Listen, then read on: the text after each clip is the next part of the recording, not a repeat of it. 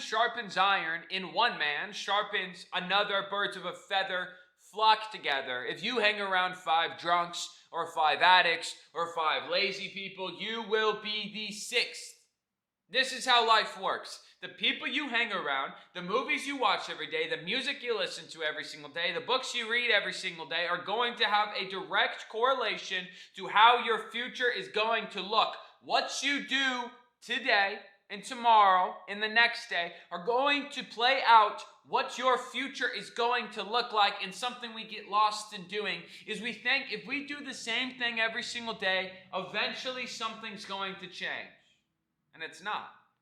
If you do not change right now, you'll do the same thing again tomorrow and again tomorrow and again tomorrow until you're the exact same person in a year. In 6 months, you could have 6 months of progress or 6 months of excuses. And the choice is entirely up to you, but you need to look at what you are feeding your brain every single day, the people you are hanging around every single day.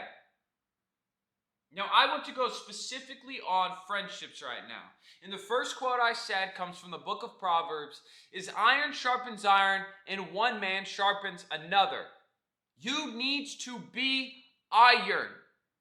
Iron does not sharpen, or wood does not sharpen iron. Glass is not going to sharpen iron. Iron sharpens iron. So look at your life. If you're one of the people who always come up with the excuses that they do not have any friends, how are you being somebody that others can be sharpened by? That is not a nice, well, I'm a nice guy, they should be friends with me. No, a nice guy is not going to sharpen the knife. A nice guy is not going to make somebody else better.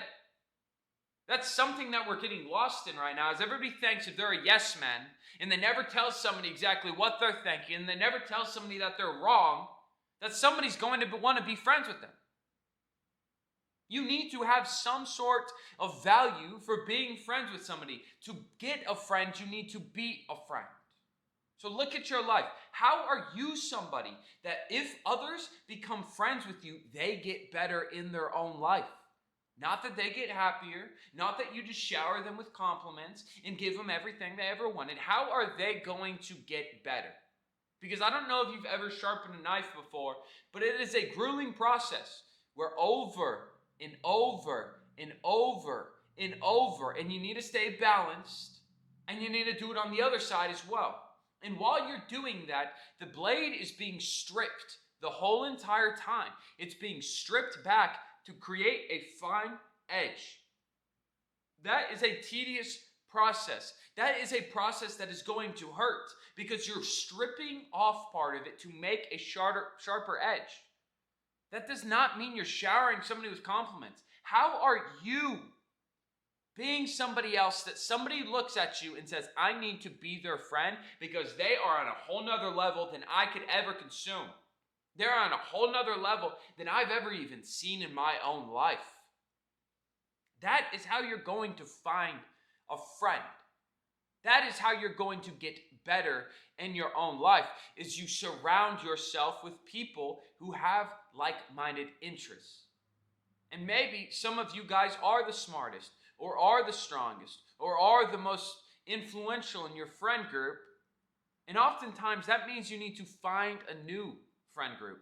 Oftentimes that means you need to find a new room.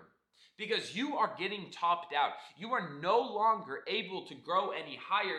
And that is the same reason Olympic athletes or UFC fighters are going to train with people who are specifically better in certain things than they are. Because if you train with people who are faster than you and stronger than you and smarter than you, that's raising the ceiling in your own life. You're putting yourself in a position where you are forced to get better. You're going to get left behind.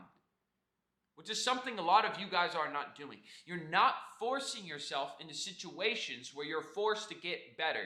Every 4 years, until I was 16 years old, I moved. New school, new sports, new location, new home, new friends, all of it. And every single 4 years, I was forced into an opportunity where it's either I go out and get friends or I'm going to have no friends. What are you doing right now? How are you getting that mindset and saying it's either I go out and get them or I cannot complain that I don't have any. They're not going to fall out of the sky. You need to be somebody who goes out and makes friends. If they're not coming up to you, go talk to them. But we're also in a situation now in life where people would rather be in a relationship with a girlfriend or a boyfriend that is completely degrading to them, that abuses them, than they would rather have peace in their own life. They're so scared of being alone that they would get into a relationship that hurts them every single day, that degrades them every single day, because they can't fathom being alone. See, if you're in that position where you're just too scared to be alone, you need to get out of your own way and you need to go be alone for a time being, because that's how you're going to learn about yourself. That's how you're going to improve in life. Because if you hang around somebody, when I first started social media, I remember telling a lot of my friends that I was going to start social media, and obviously everybody laughed at me because that's just how it goes. I'm not blaming them.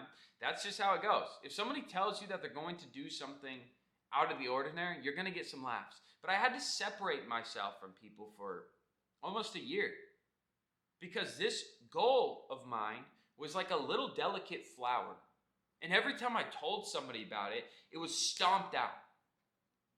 So I had to go away for some time and build up this flower. I had to nourish this flower. I had to reap this flower. I had to give it more dirt, and I had to give it more sunlight, and I had to let it grow without being stomped out so the roots are nice and strong, and then I can bring it back out. And if somebody comes and kicks it, I got a whole entire tree. They're going to actually get hurt if they kick this now. How are you doing that with your dream? I know you have a dream. And if you don't think you have a dream, it's because you've covered it up to such an extent, or you've just completely convinced yourself that you cannot go and achieve the dream. You've convinced yourself that there's no possible way that you can do it.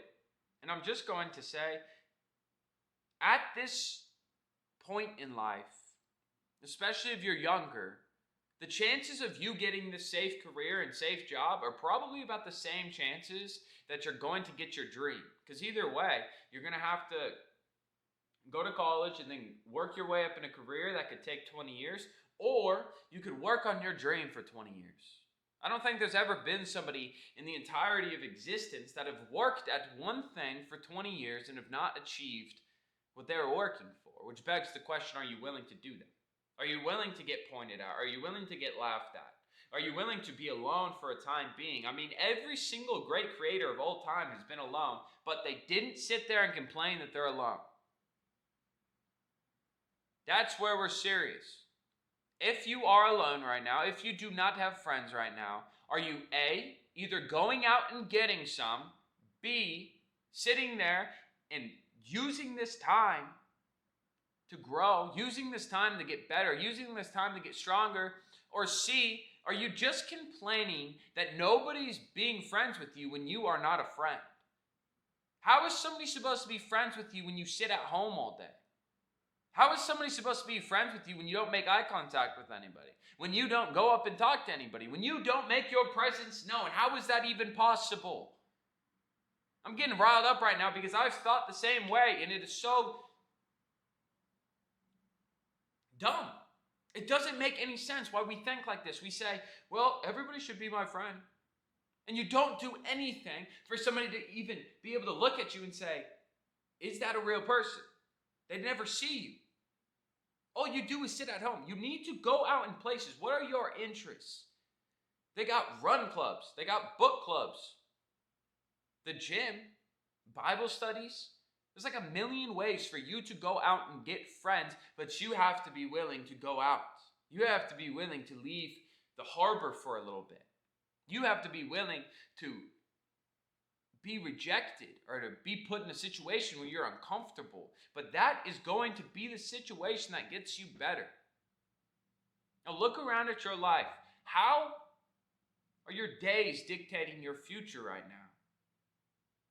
There's never going to be this day where everything changes all of a sudden. You change your life by changing something every single day. You change your life by getting better every single day. You change your life by trusting in the Lord when He told you something is possible. Because for so long, I ignored the voice of the Lord who was telling me what to do and what not to do, and I ignored it and went my own way, only to come back to God and complain that I failed.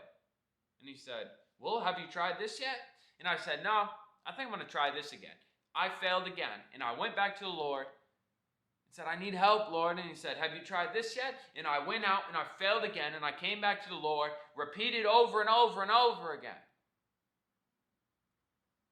If you are alone, Jesus Christ is the best friendship you will ever have in your entire life.